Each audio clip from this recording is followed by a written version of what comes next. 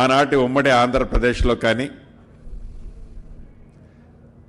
కొట్లాడి తెచ్చుకున్న తెలంగాణ రాష్ట్రం ఏర్పడి తర్వాత కానీ ఒక అద్భుతమైన ఆలోచనతో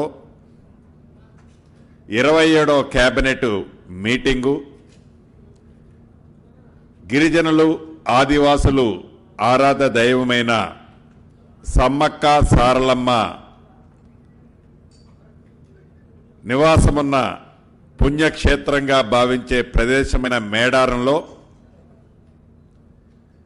అంటే ఎప్పుడూ చరిత్రలో లేని విధంగా కేబినెట్ సమావేశాన్ని స్థానిక శాసనసభ్యురాలు సహచర మంత్రివర్యురాలు సీతక్క గారి చొరవతో గౌరవ ముఖ్యమంత్రి గారు కేబినెట్ మంత్రులు అంతా ఏక అభిప్రాయంతో అద్భుతంగా సుదీర్ఘంగా గౌరవ ముఖ్యమంత్రి రేవంత్ రెడ్డి గారి నాయకత్వంలో కేబినెట్ సమావేశం జరిగింది. దీంట్లో అనేక అంశాలు చర్చించుకోవటం జరిగింది. సుమారు ప్రభుత్వానికి సంబంధించిన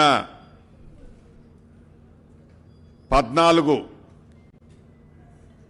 ప్రాంతాలలో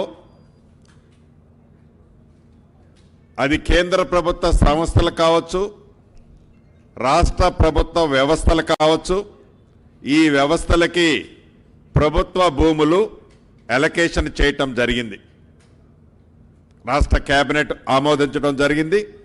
వీటిలో స్టేట్ బ్యాంక్ ఆఫ్ ఇండియాకి సంబంధించిన అది నల్గొండలో కట్టే వారి కార్పొరేట్ ఆఫీస్ కావచ్చు, మహబూబాబాద్లో కట్టే మహబూబ్ నగర్లో కట్టే మరొక కార్పొరేట్ ఆఫీస్ కావచ్చు, వాటికి సంబంధించి ఇచ్చిన స్థలాలు మార్కెట్ వాల్యూ ప్రకారం ఒక దగ్గర ఒక 20 కుంటలు, ఒక దగ్గర ఒక 17 కుంటలు రాష్ట్ర కేబినెట్ ఆమోదించడం జరిగింది.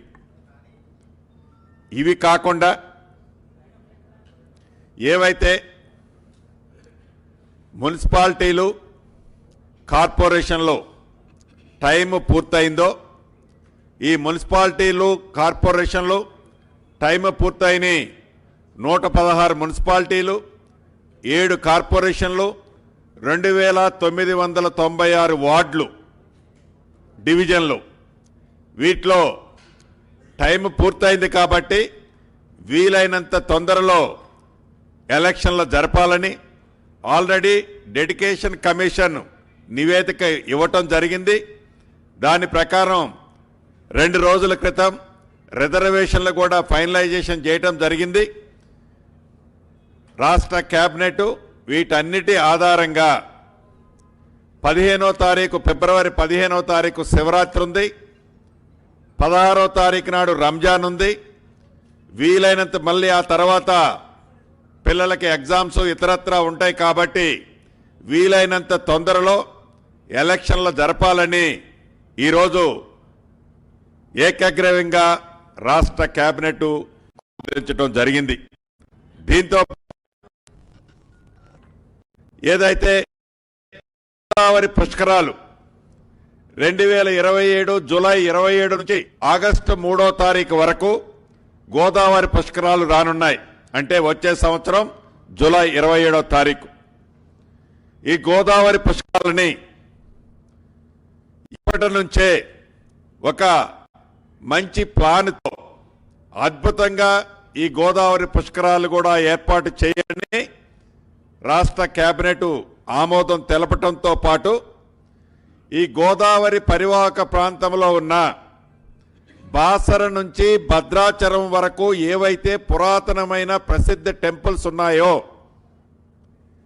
ఈ టెంపుల్స్ అన్నీ ఒక టెంపుల్ సర్క్యూట్గా ఏర్పాటు చేసి దీంట్లో ఎకో పార్కులు కానీ అనేక చాలా ఫారెస్ట్ ఏరియా ఉంటుంది. దీంట్లో నదీ పరివాహక ప్రాంతం ఉంటుంది.